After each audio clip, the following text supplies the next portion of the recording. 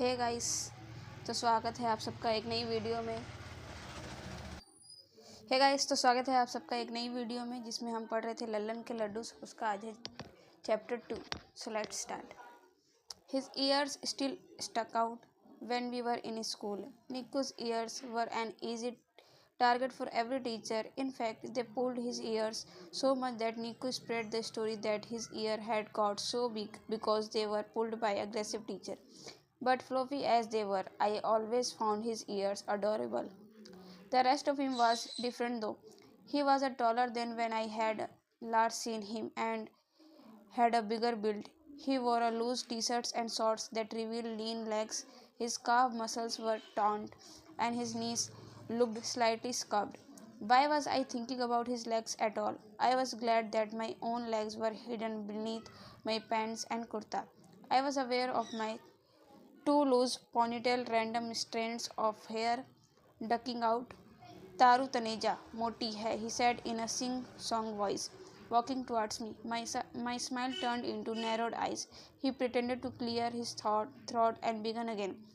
तारू तनेजा मोटी है, उसकी नाक छोटी है, नाक में कुछ काला है, उसका दादा लाला है. I will kill you, I said as Niku stood right in front of me, playfully mocking my nose and calling me fat. It was hard to look serious about my threat with the grin that would not stop spreading across my face. We were 9 again, standing outside my house, measuring with footsteps how far his home was from mine. It turned out to be 153 steps from mine to his and 157 from his to mine. How was it possible? The mystery remained to this day. Now he was smiling as widely as he always did, especially like the face where his milk teeth came loose and people called him cute. He smiled wider as he looked into my eyes, and I suddenly remembered how stingingly brown they were. Sometimes, after looking into them, I felt like I had eaten orange flavored poppins. How are you? I asked suddenly, breathless. He went down to give me a hug. I pulled my arms around him, and now it definitely was not like we were 9 again. At 9, we were skittish even if our fingers brushed again against each other. Taru Taneja, he repeated, and I remembered how he loved saying that, calling me Taru instead of Tara. Although school, the teachers who would be fed up of us would yell Taru Taneja in exasperation. Nikku Savarwal, I hope to find you wandering outside. I could not think of anything clever to say it in return, so I just asked him, when did you arrive? Just this evening, and you are coming straight from the Bangalore? Can't believe I met you just like this. Nikku shook his head, his eyes shining. I knew it. I knew I would definitely find you roaming outside. You would always come after me when I would go out for a walk with Lalaji. Nikku raised his eyebrows, pouching. Wouldn't you say it? It was the other way around, Taru. I could almost see you struggling to ask Lalaji if you could join me instead of walking with him. I giggled. It was true. Whenever I would go out with Lalaji for a walk and see Nikku, I would be itching to run to him, but I could not let Nikku know. It was time for revenge.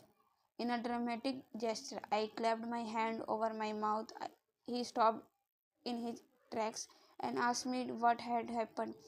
It took a nice long pause before answering, making fun of his ears.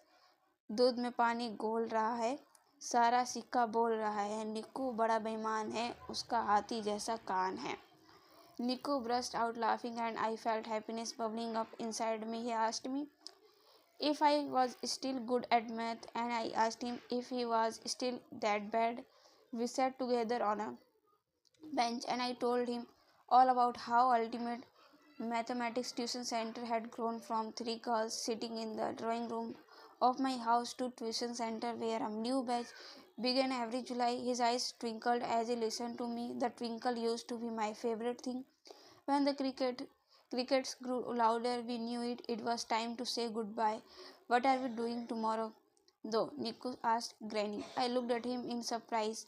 but then smiled. The usual, the school one, you mean? Garne ka juice, aloo patty, then orange ice cream. Niku laughed in delight, and I wondered if he still felt the same way about these things. Can you still break a ganna? I asked him curiously, surprised that he would doubt my ability to deal with a sugar cane.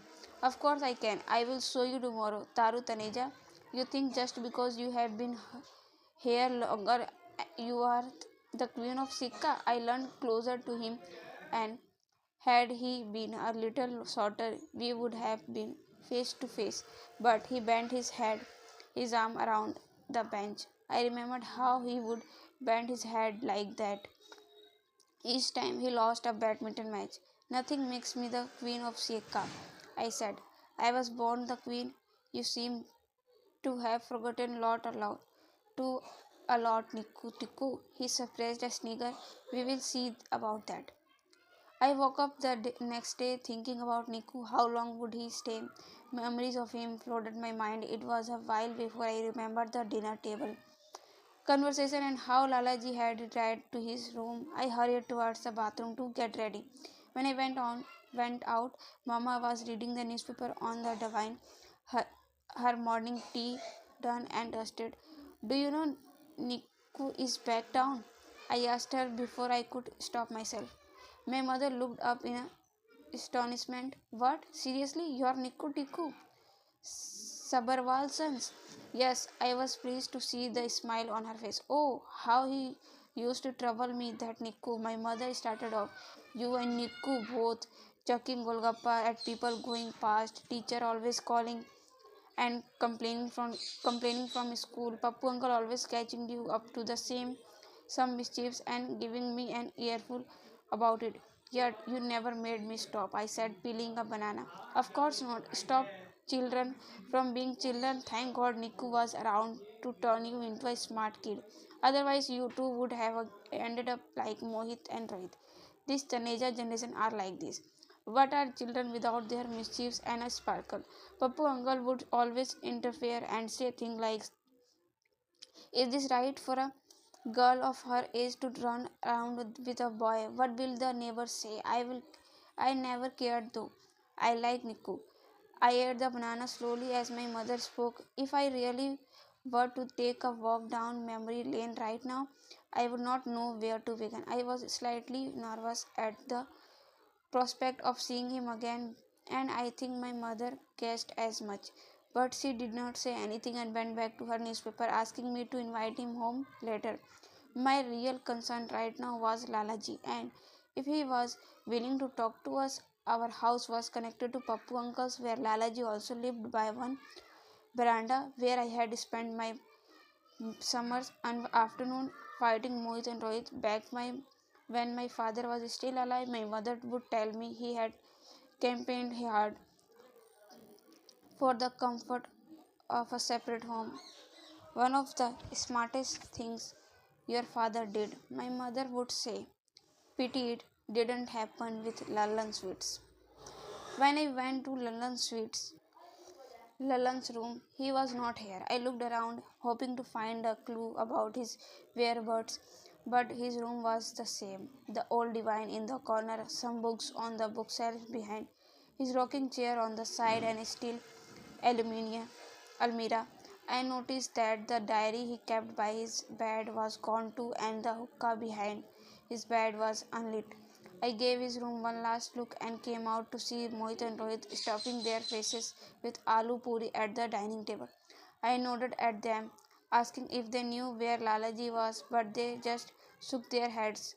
Are Taru, Auntie said, gesturing for me to sit. Come and sit, have some aloo puri. You are becoming so thin. I am fine, Auntie. I already had breakfast, I said. You and your mother's breakfast. Who will look at you and say you are girl from the Lallan Sweets family, the daughter of the family that owns a sweet shop and is standing lanky and thin like a hanger. She is trying to get thin for her boyfriend. Mohit snorted. I ignored him and shook my head at Auntie, smiling and quickly waved goodbye lest I run into Pappu uncles.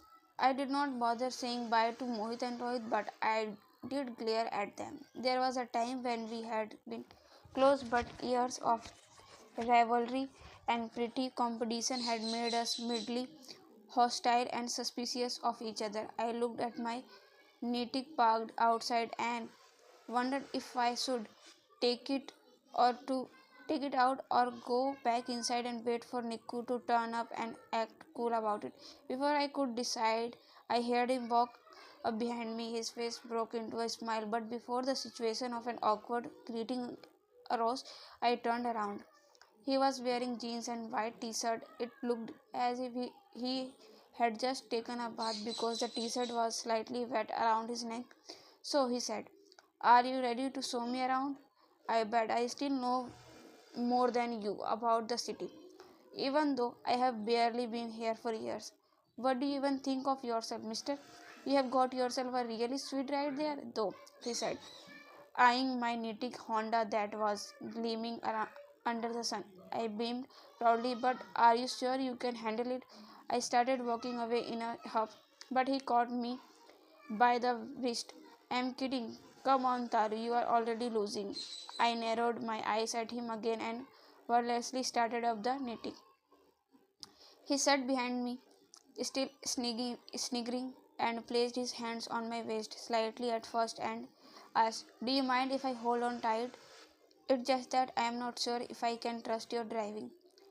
I accelerated at that point, making sure to hit the bump on the road. We munched on the aloo patty. When Niku got some crumbs down the front of his white t-shirt, I brushed them off laughing.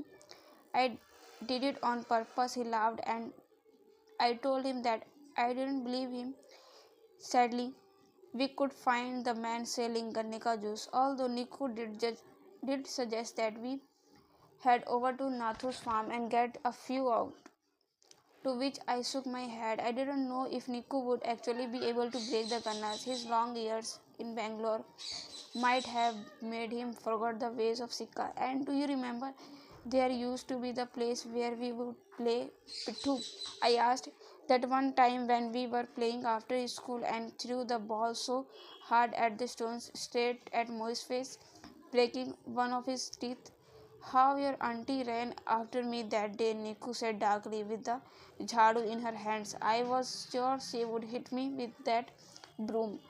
Taru giggled. I distracted her as best as could. We finished our party and walked further ahead, stopping at the empty park where a few boys were playing cricket in the dust. I saw him smiling as he watched, his arms behind his back. For a while, neither of us said anything. The clouds were beginning to clear up, and very soon I was sweating. I tied to my hair up and into a tight knot and readjusted the strap of my bag. "Baiswa Visal Jai Ma Bhagwati Jagran," I read from the great hoarding in the Maidan. Niku laughed loudly this time, throwing his head back. "Those were my favorite, Taru. My favorite nights with you." I looked down and smiled, not knowing what to say. We were the stars of the annual Jagran, where we would stay awake the whole night as bhajans and prayers went on. When we were younger, they would always dress us up in a costume, and mostly Niku and I wore be a Krishna and Radha. But once we were old enough to get out of it, Niku and I would sneak up on unsuspecting people in the Jagran and trouble them. Before even half of the Jagran was over, people would start to get sleepy, and I start taking naps whenever they got a chance. It was amazing being given so much more time with friends than the usual 2 hours in the evening. We would hop from one point of the Jagran pendle to another, gogring or golgappas and jalebis all night. And look, there is Manchanda, the new sweet shop. They are trying to give competition to Lallan sweets, I pointed out to Niku. We walked back to the knitting, and he sat behind me again. I decided to take him to the Dima lake, but before I could start my scooter, someone on the road recognized him and he got off to greet them. "Little Sid Niku," everyone used to call him. I could see he was still like that, laughing and polite. They used to say he was soft, keeping me company all the time, instead of the boys who spent their evenings batting the cows and bullying younger boys. Later, we rode off to Dima Lake, and I noticed how his hands no longer held me by the side of my waist. Instead, they were locked around it. I started up, ignoring the pang in my stomach. He seemed completely at ease, though, and I looked around at the city as if trying to take it all in. We now sat on the edge of Dima Lake under the shade of tree, with Niku throwing stones in the water, the float ones like a preserve so that they would flip over the lake, and the others as far as he could. How long are you here for? You didn't answer me last night, I asked him. He looked at me once and threw a couple of more stones into the water. I don't know, Taru. I knew everyone would be asking me this question, but I don't know. I quit my job. I had been working every single day after finishing engineering, and suddenly I realized that I didn't know why. I didn't understand the point of any of it. What do you mean? He shrugged. I guess I just feel a little disoriented, a little faithless. I watched quietly as a couple of ducks swam along the edges of the lake. The leaves rustled, and I felt a light breeze on my face. Should have stuck to Sabarwal stationers, huh? I asked. Niku laughed again. Stay here in Siaka, and I will build you the best stationery shop in the city. He imitated his father, his hands on his waist. You will live out the rest of your life a happy man. I laughed along too as I remembered this face. And then later, when Niku's father was convinced that photography was the future and nothing was more lucrative than a photo studio, can you imagine how things would have turned out if I had stayed here in Siaka? I would have remained studio, stupid, not knowing anything of the world outside. Affronted, I raised my eyebrows. It was classic Niku to say something like that. What do you mean? You think just because I never went on away from Siaka I'm stupid? No, that's not what I meant at all. I meant for me. I needed to go out. I could not have stayed here. I knew that I had to go out and see the world. I nodded at him and looked away, trying to fight off the waves of indignation that come over me. He always spoke about going out there as if the rest of us were lazy idiots to not want to do the same as him. If our minds were smaller, you turned out completely fine, Taneja, he said, almost as if reading my thoughts. It's battle I had, or still have, with myself. I'm so proud of what you have done, building a name for yourself, ultimate mathematics tuition center. But my mother always wanted me to go. She told me to go and make a big man out of myself in Delhi or Bombay. I still didn't look at him, continuing to stare at the lake. Instead, it was that time in the afternoon when everything felt quiet. He looked towards me once more. I'm sorry, I didn't keep in touch. He spoke abruptly. I swallowed my tears. You said you would call every week, but you even stopped writing nice letters after a point. Out of the corner of my eyes, I saw him hang his head. I am really sorry. Of course, I was not going to forgive him. Years and years of broken promises. I simply got up and ignored whatever he said, putting on a bright smile and walking towards the native. Come on now, we are here to have the orange ice cream. He looked up like he was going to say something, but then thought the better of it and sat behind me. I met Niku's mother. When we got back, she gushed over me excitedly, although we did occasionally see each other around. She was happy to see Niku and me together like old times. I think she half expected me to start playing Stabu in her backyard, probably forgetting that we were past the age of playing hopscotch. Now stay for chai and pakoras, she said, settling the matter. Niku always gobbled up the paneer pakoras. You better let her eat them now, Niku. Nico laughed and sat back in the jute chair while I settled on the charpai. His mother seemed very excited to have him back, As the tea simmered, she mentioned the word marriage about 5 times. Niku just shook his head and laughed, telling me that she thought he had come back because he wanted to get married. When we were younger, we would connect the water pipe to a tap in a veranda and drench each other when the others decided that it was inappropriate for boy and girl our age to do so. We continued our game at the hand pump on the street corner and waited till we were dry before going home. Taru Taneja, Niku interrupted my thoughts. I looked at him with raised eyebrows. You don't make the braids anymore. Two little braids with red ribbons at the end. Why not? I poised my lip at him and shook my head. He grinned, spread out lazily in his chair. I reached out for a pakora from the plate that his mom had brought in, but before I could bite into it, I heard Mohit yelling outside. I could not be sure, but I thought he called out for Rohit and mentioned Lalaji. It was a good thing that I heard him. I hurriedly got up and told Niku I would see him later.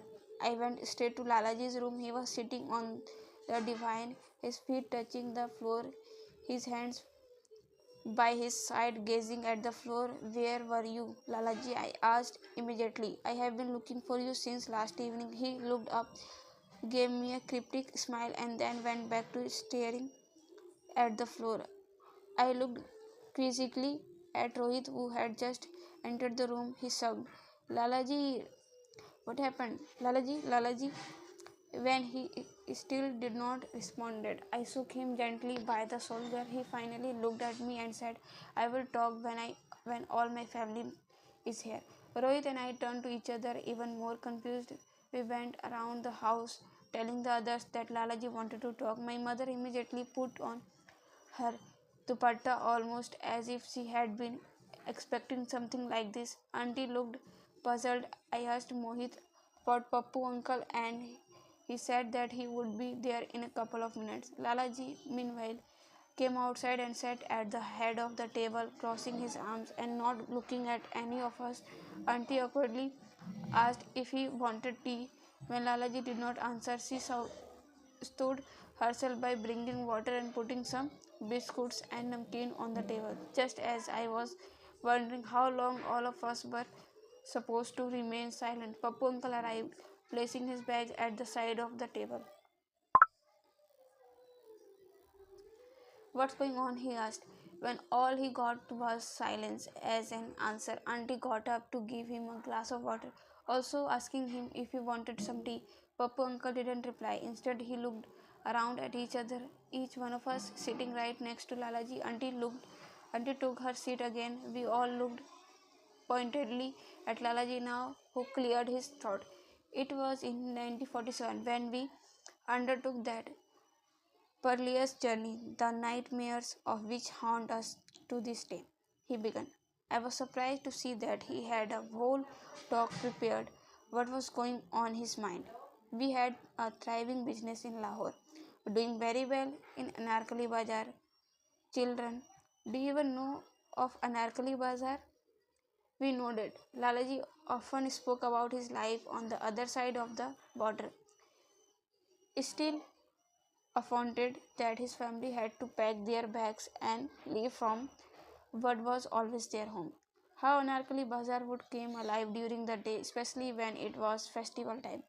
Rows and rows of shop and vendors selling everything, and amongst those were we too.